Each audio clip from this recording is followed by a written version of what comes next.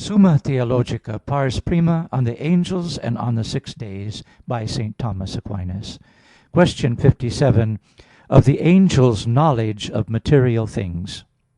We next investigate the material objects which are known by the angels. Under this heading there are 5 points of inquiry: whether the angels know the natures of material things, whether they know single things, whether they know the future, whether they know secret thoughts, and whether they know all mysteries of grace. First article, whether the angels know material things. Objection 1. It would seem that the angels do not know material things. For the object understood is the perfection of him who understands it. But material things cannot be the perfections of angels, since they are beneath them. Therefore the angels do not know material things. Objection 2. Further, intellectual vision is only of such things as exist within the soul by their essence, as is said in the gloss taken from Augustine. But the material things cannot enter by their essence into man's soul, nor into the angel's mind.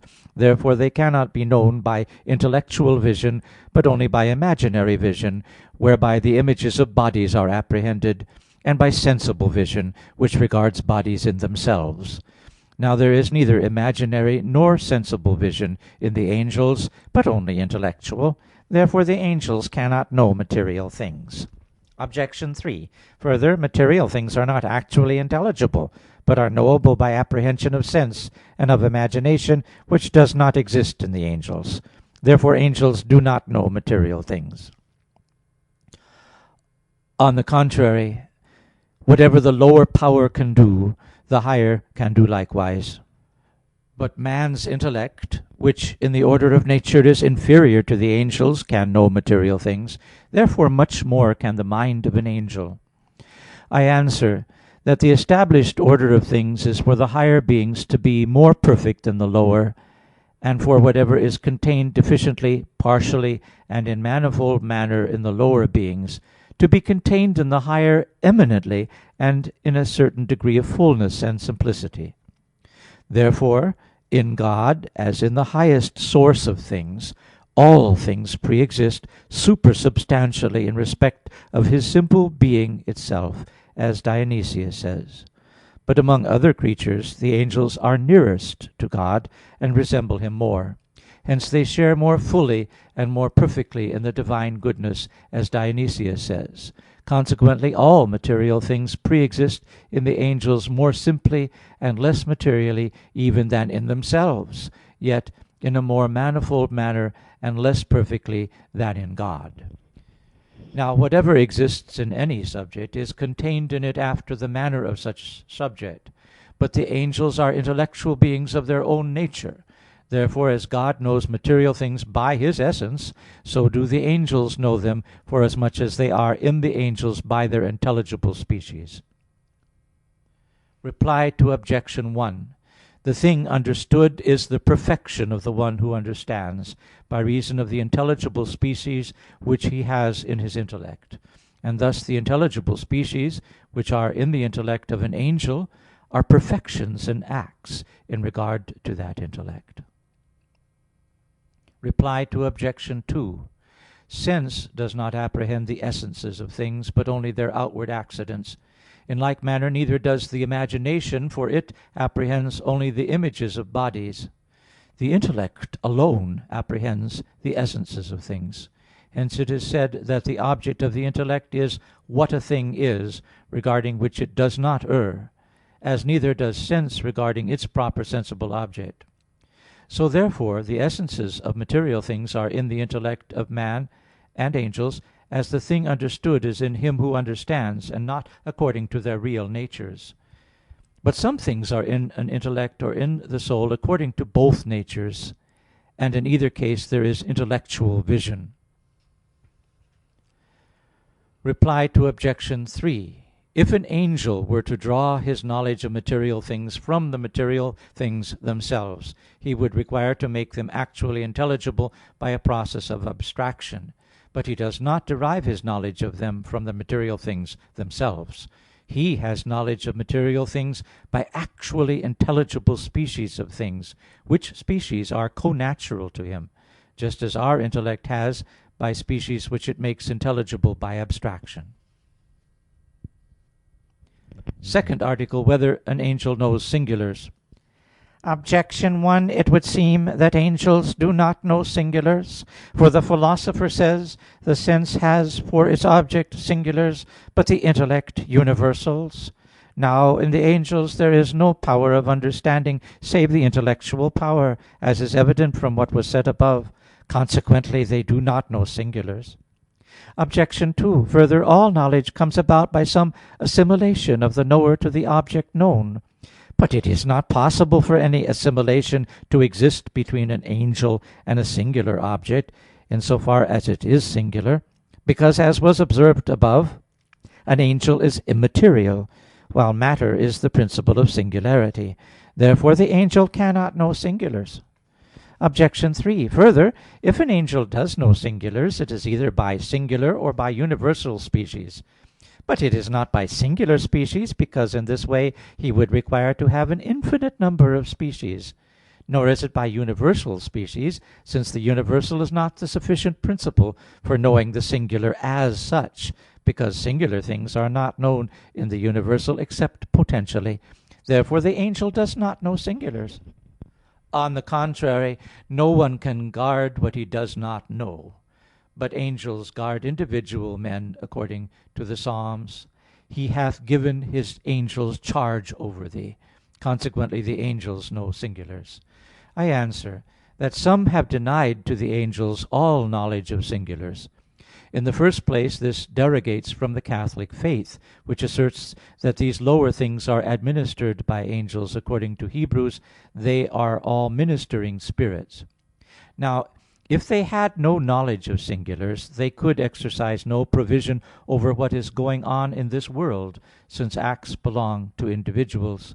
And this is against the text of Ecclesiastes: "Say not before the angel, there is no providence." Secondly, it is also contrary to the teachings of philosophy, according to which the angels are stated to be the movers of the heavenly spheres, and to move them according to their knowledge and will.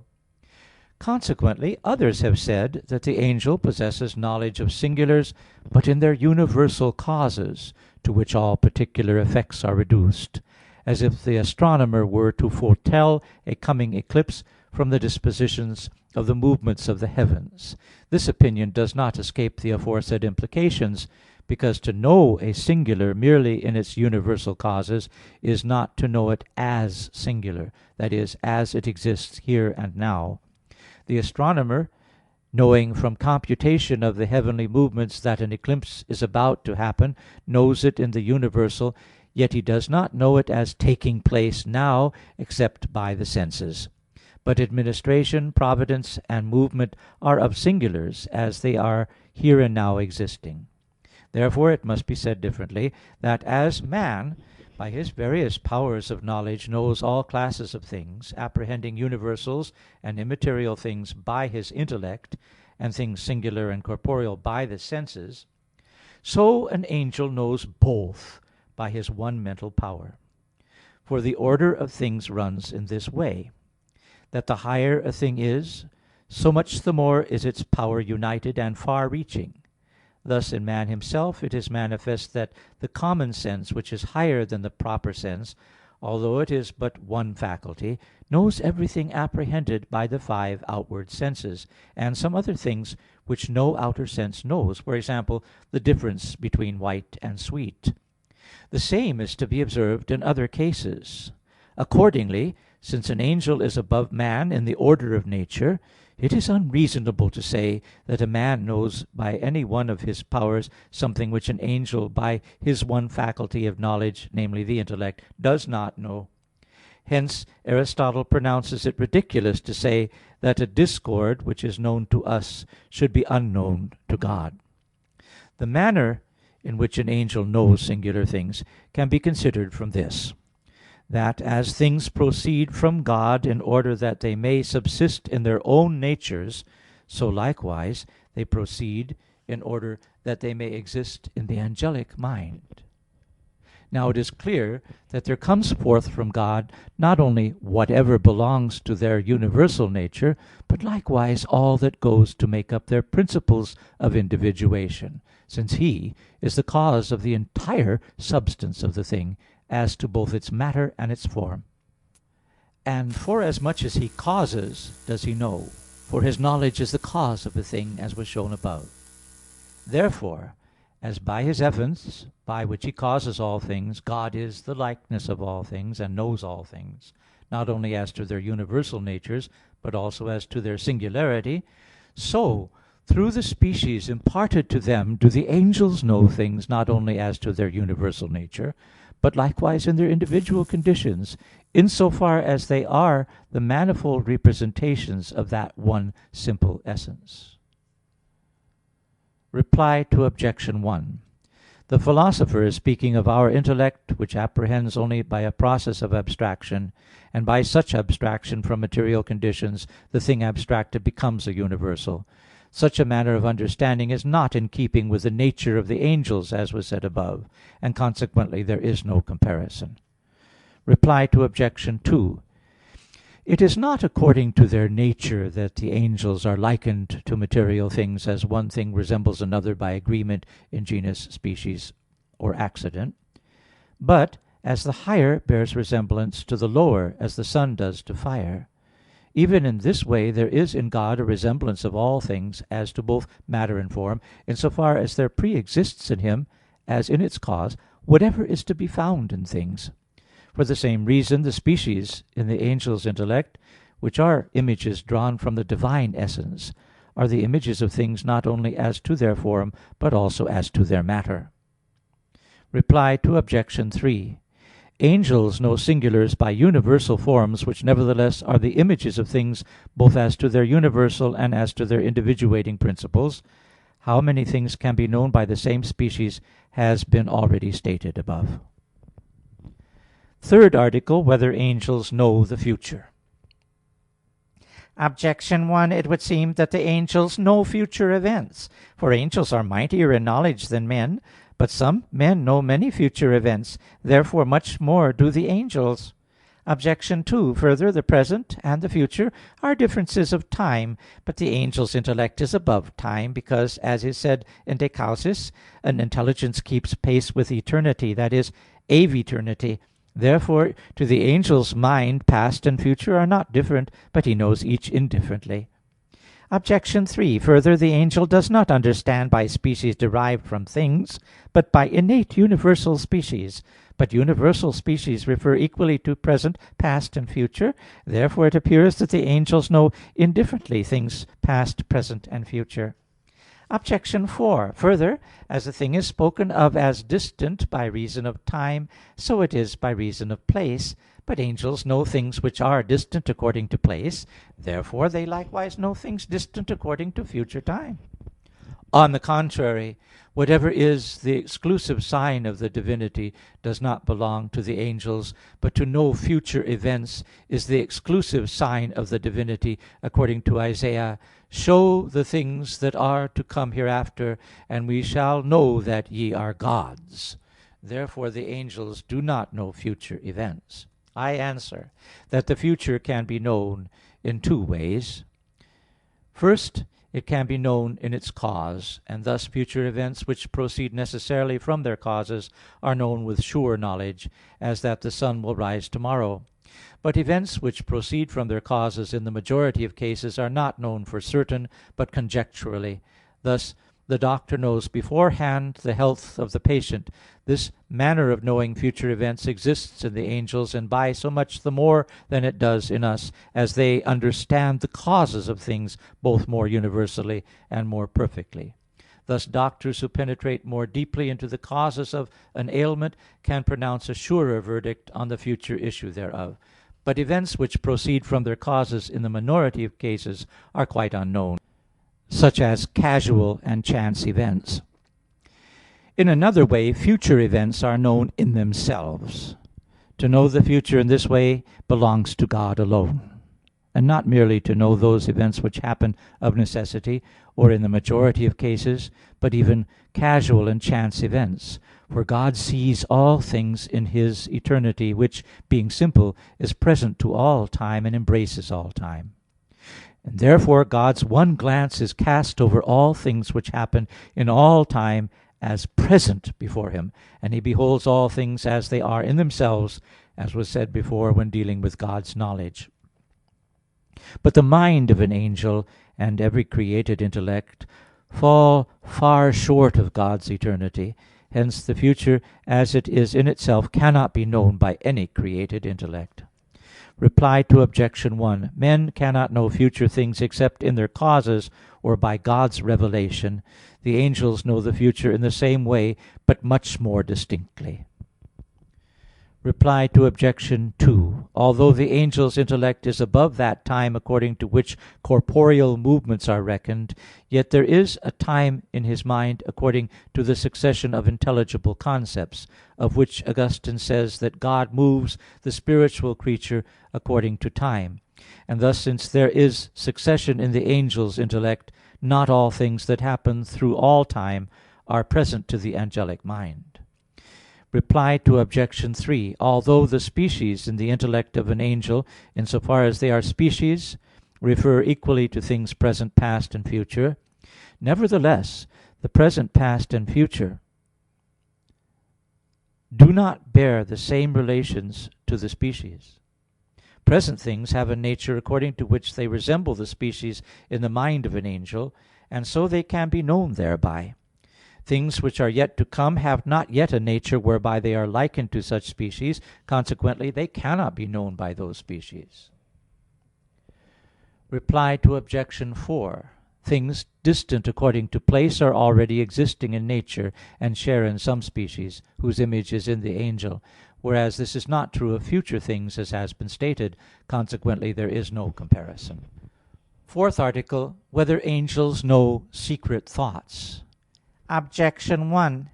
It would seem that the angels know secret thoughts, for Gregory, explaining Job, gold or crystal cannot equal it, says that then, namely in the bliss of those rising from the dead, one shall be as evident to another as he is to himself, and when once the mind of each is seen, his conscience will at the same time be penetrated.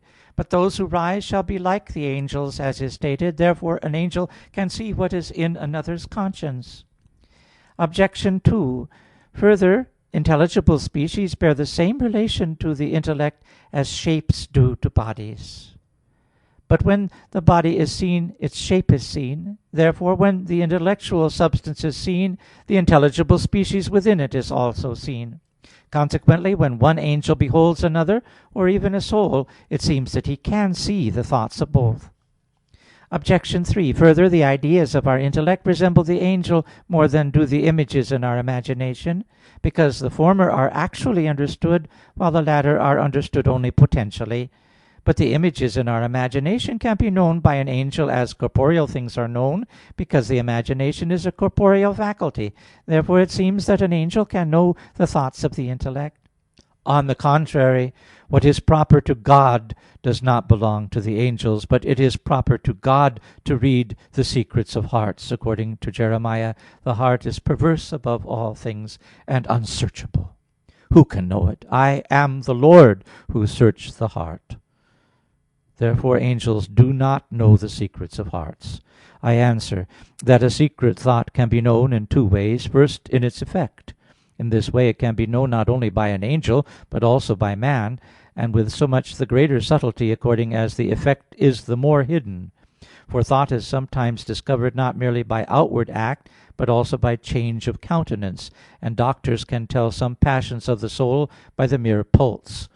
Much more, then, can angels, or even demons, the more deeply they penetrate those occult bodily modifications. Hence Augustine says that demons sometimes with the greatest faculty learn man's dispositions, not only when expressed by speech, but even when conceived in thought, when the soul expresses them by certain signs in the body, although he says it cannot be asserted how this is done. In another way, thoughts can be known as they are in the mind, and affections as they are in the will, and thus God alone can know the thoughts of hearts and affections of wills. The reason of this is because the rational creature is subject to God only, and He alone can work in it who is its principal object and last end. And this will be developed later. Consequently, all that is in the will, and all things that depend only on the will, are known to God alone. Now it is evident that it depends entirely on the will for anyone actually to consider anything, because a man who has a habit of knowledge, or any intelligible species, uses them at will. Hence the Apostle says, "For what man knoweth the things of a man, but the spirit of a man that is in him?" Reply to Objection 1: In the present life, one man's thought is not known by another, owing to a twofold hindrance, namely, on account of the grossness of the body, and because the will shuts up its secrets. The first obstacle will be removed at the resurrection, and does not exist at all in the angels, while the second will remain, and is in the angels now. Nevertheless, the brightness of the body will show forth the quality of the soul, as to its amount of grace and of glory. In this way one will be able to see the mind of another. Reply to Objection 2: Although one angel sees the intelligible species of another, by the fact that the species are proportioned to the rank of those substances according to greater or lesser universality, yet it does not follow that one knows how far another makes use of them by actual consideration. Reply to Objection 3: The appetite of the brute does not control its act, but follows the impression of some other corporeal or spiritual cause. Since therefore the angels know corporeal things and their dispositions, they can thereby know what is passing in the appetite or in the imaginative apprehension of the brute beasts, and even of man, in so far as the sensitive appetite sometimes, through following some bodily impression, influences his conduct, as always happens in brutes. Yet the angels do not necessarily know the movement of the sensitive appetite and the imaginative apprehension of man, in so far as these are moved by the will and reason; because even the lower part of the soul has some share of reason, as obeying its ruler, as is said in the Ethics. But it does not follow that, if the angel knows what is passing through man's sensitive appetite or imagination, he knows what is in the thought or will, because the intellect or will is not subject to the sensitive appetite or the imagination, but can make various uses of them. Fifth article: Whether the angels know the mysteries of grace. Objection 1: It would seem that the angels know mysteries of grace. For the mystery of the Incarnation is the most excellent of all mysteries. But the angels knew of it from the beginning. For Augustine says, "This mystery was hidden in God through the ages, yet so that it was known to the princes and powers in heavenly places." And the Apostle says, "That great mystery of godliness appeared unto angels." Therefore the angels know the mysteries of grace. Objection 2: Further, the reasons of all mysteries of grace are contained in the divine wisdom. But the angels behold God's wisdom, which is His essence. Therefore they know the mysteries of grace. Objection 3: Further, the prophets are enlightened by the angels, as is clear from Dionysius. But the prophets knew mysteries of grace; for it is said, "For the Lord God doth nothing without revealing His secret to His servants the prophets." Therefore angels know the mysteries of grace. On the contrary, no one learns what he knows already. Yet even the highest angels seek out and learn mysteries of grace. For it is stated that Sacred Scripture describes some heavenly essences as questioning Jesus, and learning from Him the knowledge of His divine work for us, and Jesus as teaching them directly; as is evident in Isaiah, where on the angels asking, "Who is he who cometh up from Edom?" Jesus answered, "It is I who speak justice." Therefore the angels do not know the mysteries of grace. I answer that there is a twofold knowledge in the angel. The first is his natural knowledge, according to which he knows things both by his essence and by innate species. By such knowledge the angels cannot know mysteries of grace, for these mysteries depend upon the pure will of God. And if an angel cannot learn the thought of another angel, which depend upon the will of such angel, much less can he ascertain what depends entirely upon God's will. The Apostle reasons in this fashion: "No one knoweth the things of a man, but the spirit of a man that is in him. So the things also that are of God no man knoweth, but the Spirit of God. There is another knowledge of the angels which renders them happy. It is the knowledge whereby they see the Word and things in the Word. By such vision they know mysteries of grace, but not all mysteries, nor do they all know them equally. But just as God wills them to learn by revelation, as the Apostle says, "But to us God hath revealed them through His Spirit," yet so that the higher angels, beholding the divine wisdom more clearly, learn more and deeper mysteries in the vision of God, which mysteries they communicate to the lower angels by enlightening them. Some of these mysteries they knew from the very beginning of their creation; others they are taught afterwards, as befits their ministrations. Reply to Objection 1. One can speak in two ways of the mystery of the Incarnation. First of all, in general, and in this way it was revealed to all from the commencement of their beatitude. The reason of this is that this is a kind of general principle to which all their duties are ordered, for all are ministering spirits sent to minister for them who shall receive the inheritance of salvation. And this is brought about by the mystery of the Incarnation. Hence it was necessary for all of them to be instructed in this mystery from the very beginning. We can speak of the mystery of the Incarnation in another way, as to its special conditions. Thus not all the angels were instructed on all points from the beginning. Even the higher angels learned these afterwards, as appears from the passage of Dionysius already quoted. Reply to Objection 2. Although the angels in bliss behold the divine wisdom, yet they do not comprehend it. So it is not necessary for them to know everything hidden in it. Reply to Objection 3. Whatever the prophets knew by revelation of the mysteries of grace was revealed in a more excellent way to the angels. And although God revealed in general to the prophets what He was one day to do regarding the salvation of the human race, still the apostles knew some particulars of the same which the prophets did not know. Thus we read, "As you reading may understand my knowledge in the mystery of Christ, which in other generations was not known to the sons of men, as it is now revealed to His holy apostles." Among the prophets also the later ones knew what the former did not know, according to the Psalms, "I have had understanding above ancients." And Gregory says, "The knowledge of divine things increased as time went on." The end of question 57.